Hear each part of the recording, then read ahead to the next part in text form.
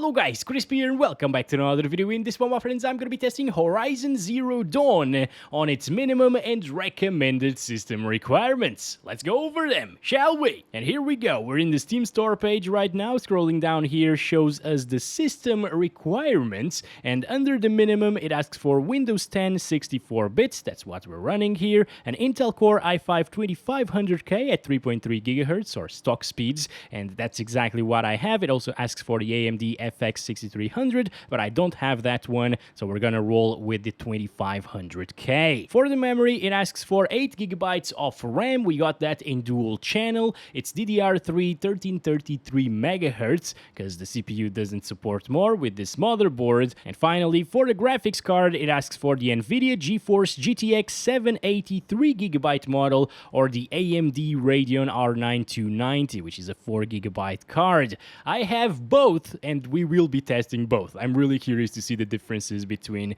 Nvidia and AMD, both in the minimum and recommended requirements. Speaking of recommended, let's go over them now. Same Windows 10 64-bit, but now on the processor side of things, it asks for the Intel Core i7-4770K at 3.5 GHz, so stock speeds once again, or the Ryzen 5 1500X. I got the i7 over here, and that's what we're gonna be using, of course. For the memory, it asks for 16 GB of RAM. We got that in dual channel, 1600 MHz, just basic DDR3 stuff. They don't specify speeds, so we're gonna use the most standard DDR3 available, basically. And finally, for the graphics cards, we got the Nvidia GeForce GTX 1066 GB model. We have this MSI Gaming X version right here, or the AMD Radeon RX 588 GB. I also have that one, and it's the XFX GTS XXX version.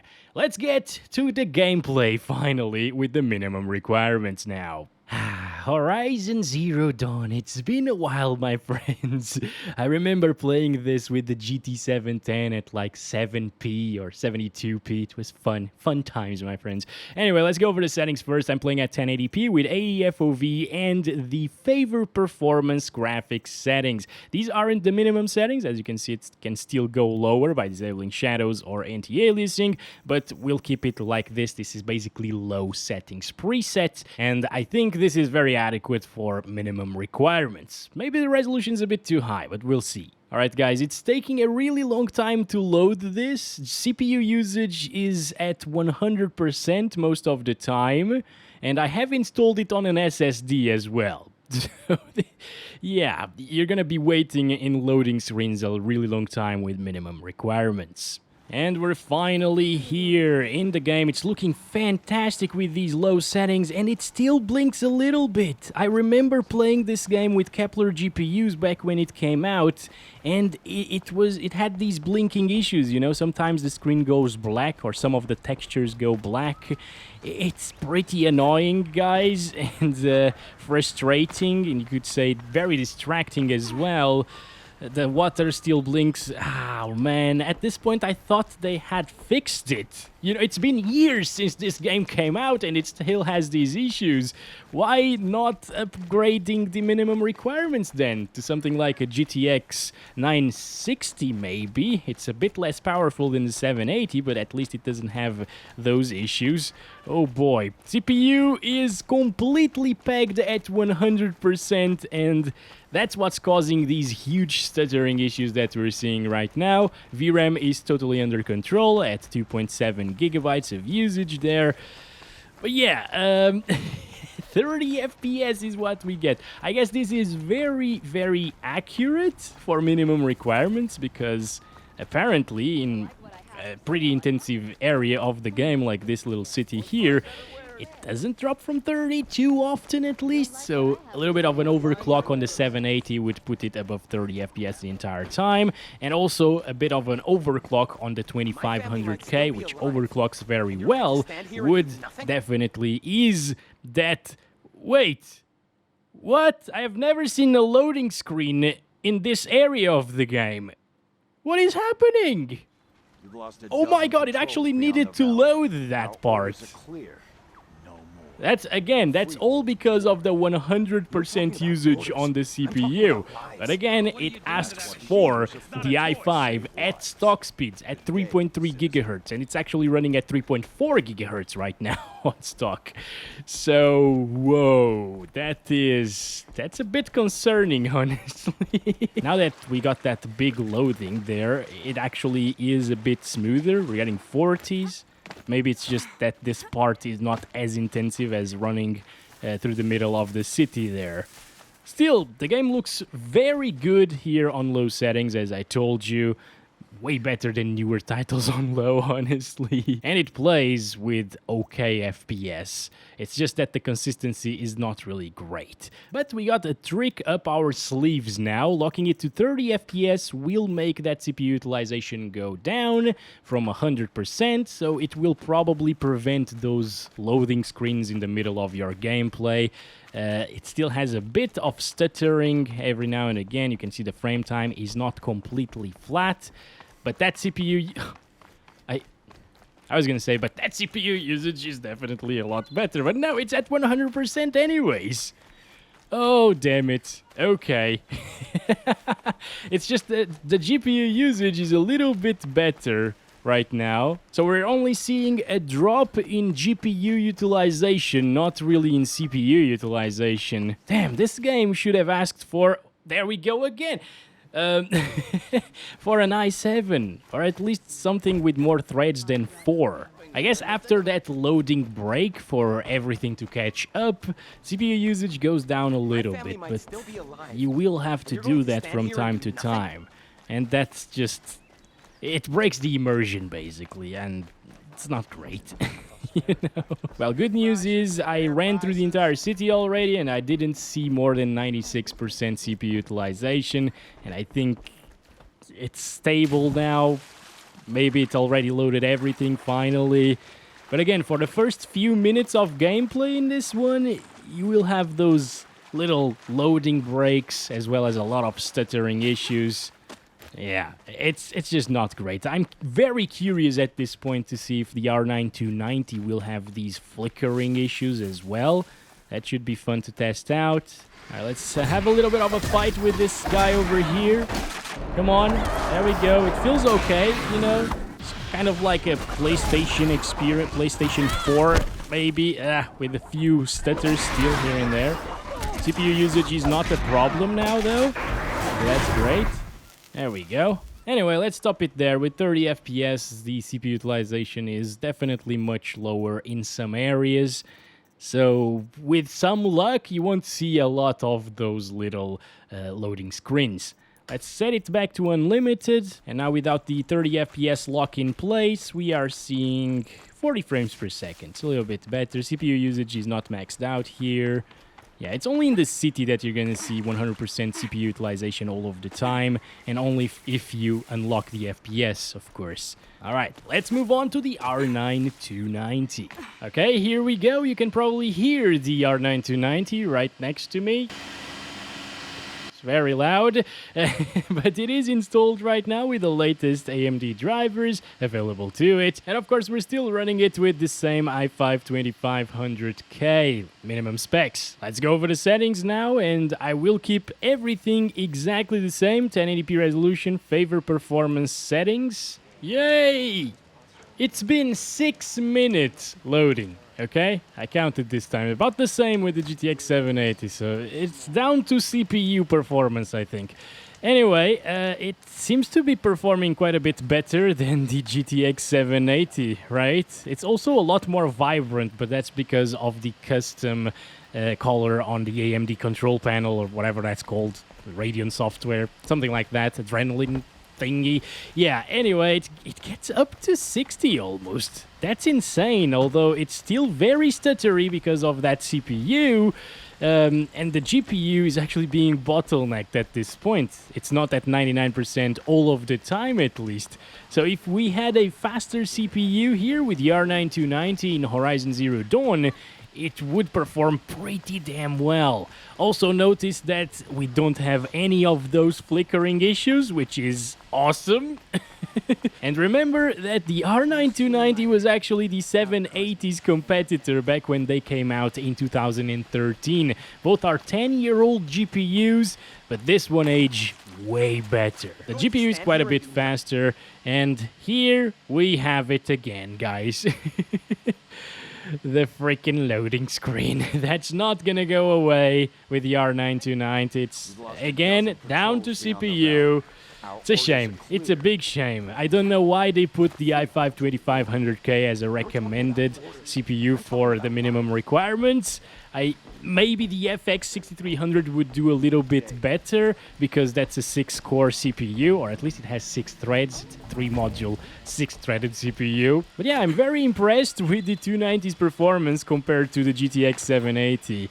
I'm really glad I did this little comparison, not really one-to-one, but we can see that this one doesn't suffer from flickering issues whatsoever, and it also performs a little bit better at the same time. We can still lock it to 30 FPS, just like we did with the GTX 780 to make things a little bit more consistent. Also, notice that the VRAM usage is almost at 4 gigabytes this time around. With the 780, it was like 2.7 or so. So maybe that GPU could have been running out of VRAM slightly. Although AMD GPUs tend to use a few hundred megabytes more than Nvidia GPUs do. Also, wow, look at the frame time with the R9 290 when we lock things to 30 FPS. We definitely did not see a smooth frame time like that previously with the GTX 780. And nothing changed but the GPU, of course. Also, I forgot to count the FPS, but here we go. It doesn't really matter. It's 30 flat all of the time. But even here, as you can see, 30 FPS with a super flat frame time graph. Damn. Okay, if I start moving the camera around like this, we can see some little spikes here and there. Doesn't feel too smooth, honestly, at 30 FPS capped. The 780 also didn't, by the way, but it's okay. And we're back into the middle of the city, and now that we had that loading screen already of this part of the map, the CPU utilization is not going up to 100% anymore. It's only creeping up into the 90s at times. So yeah, the 30 FPS lock is the way to go with the R9 290. Not so much with the 780, because the 780 still stuttered quite a bit with 30 FPS locked. But this one is really, really smooth, noticeably smoother than the Nvidia cards. Great stuff, my friends. Let's move on to the recommended requirements now. And here we have it, guys, the recommended system requirements with the GeForce GTX 1066 GB model. You can also see it here in TechPowerUp's GPU Z, and in CPU Z there's the i7 4770K with 4 cores and 8 threads. Let's go over the settings. We're playing at 1080p and starting with the favorite performance settings, same as the previous ones, just to see how it compares to the previous GPUs. And then we're gonna play with the original settings, which are the PlayStation 4 settings. So with this high-end PC, instead of taking around 6 minutes for it to load, it took under 2 minutes, around 1 minute and 50 seconds. So much faster loading speeds here because of that i7 4770K, but the i7 is still fully maxed out, as you can see, at 100% usage, guys. That's kind of insane. Holy! Alright, is this game CPU intensive? Still, it's good enough for 60-ish frames per second, as you can see, even in very CPU intensive areas like this one. It only drops into the lower 60s, possibly high 50s as well, because of a CPU bottleneck. You can see the GPU usage is also fluctuating a little bit sometimes, but most of the times it's actually at 99%. The experience is also much smoother here with the 1060 and the i7 4770K. The i7 is at 3.9 gigahertz, by the way, but that's stock speeds of this CPU, okay? They typed 3.5 gigahertz on the system requirements, but I'm not gonna downclock the CPU to make this video, right? Pretty much everybody with this CPU will have these clock speeds, unless you have a very old and low-end motherboard. So now let's try this on the original settings preset, 1080p resolution. No need to lock the FPS with this system, by the way. Okay, here we go. Let's start counting the FPS once again, and it's looking a bit better for sure. Like, there's some ambient occlusion now that you can notice. The shadows are much better as well. Textures they're probably a bit improved. I didn't lick any walls, so I can't really tell for sure. And the FPS are definitely a bit lower, and we're still seeing a bit of fluctuation on that GPU usage. So the CPU is still a slight bottleneck from time to time, but not to worry, guys. It doesn't stutter, it's a consistent experience, and I would definitely enjoy the game like this. Now, it's getting around 10 FPS less than what we saw previously at 60 flat, but I think that's just perfect recommended requirements frame rates. You know, 60 FPS with 41% lows. It delivers a great experience while looking awesome. CPU is completely fine. It never maxes out, I guess, at this point, because GPU is going to be a bottleneck before the CPU maxes out at medium settings. So no worries, guys. Even here, 60 FPS with all of this vegetation. A little bit of a stutter there. Oh boy. Okay. Oh, never mind. CPU is actually maxing out at the moment. 100%. Loading in this new area, basically. No loading screens, though. It already loaded all of this area with the rain and everything. And yeah, the CPU usage is not 100% maxed out anymore.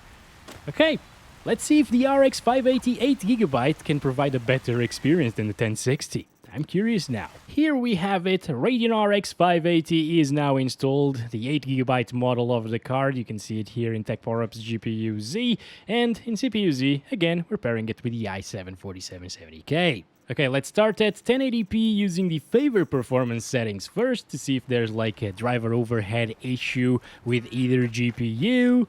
It seems like it's pretty much the same experience as the GTX 1060 here. 60-something frames per second, up to 70 at times. Let's see if it drops into the mid-50s in the middle of the city. Right here, it's touching 60 FPS flat. The 1% lows are still very similar to what we saw with the GTX 1060 6GB model. The VRAM usage is at 5.5 GB, so no worries there as well.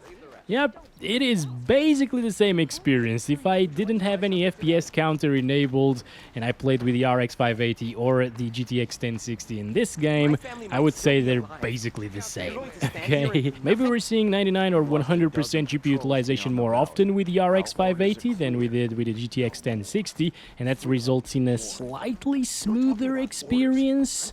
We also saw a slightly smoother experience with the R9 290, so that could be something that differentiates the two. But yeah, overall it's basically the same thing. Maybe 1060 achieved slightly higher averages at 70. Remember that? But the 1% lows are exactly the same. Let's try it on original settings, and I'm gonna restart the game just to fully apply the settings. Alright, 1080p original. Let's start counting our FPS. We're seeing 50s, mid-50s. That's about the same, once again, right? As we saw with the 1060. A little bit higher than 6 GB of VRAM utilization now, as you can see. But again, the AMD GPUs do consume a bit more VRAM than the Nvidia counterparts. I guess the Nvidia cards are a little bit better optimized when it comes to VRAM consumption and usage. We're seeing that CPU utilization sometimes going up to 100%. I think I saw a little bit of fluctuation on the GPU usage side of things when we got a little stutter, but doesn't really hinder the experience too much. Overall, it's gonna be the same thing. A smooth experience throughout. Once again, at this point in the benchmark run, I think that the GTX 1060 6GB model had 60 FPS on average. This one has 57. Yes, so it's slightly, very, very slightly slower than the GTX 1060. Same can be said for low settings as well. We got 67 FPS or 66 FPS average here and 70 with the 1060. But again, 1% lows are very similar, and I think the experience is basically the same. If I disabled the FPS counter, played with the two, I couldn't tell a difference. And CPU usage over here, going up to 100% as usual, but thankfully the 8 threads on the i7 can keep up and can deliver a smooth transition between areas in the game without loading screens, so that's great. 60 FPS right here. It's not raining anymore though, but the FPS are quite similar to what the 1060 got here. That's about it for this one, guys. If you have minimum requirements, lock the FPS to 30, it's gonna be fine. If you have recommended requirements, well, you don't need to lock the FPS. It's always going to be a pretty smooth experience, especially compared to newer titles. And oh my goodness, I totally forgot about the good lens flares in this game. They are absolutely gorgeous. I love the look of Horizon Zero Dawn. Really looking forward to Forbidden West, by the way, whenever that comes to PC. By the way, in fights it can drop a little bit more with some smoke effects, but overall it's gonna be pretty stable anyways. So, that's been it. Thank you very much for watching this video. I hope you enjoyed it. Don't forget to like and subscribe if you haven't already. And I'll be back with another one very soon. As always, love you all. Bye-bye. Oh, I'm gonna die now.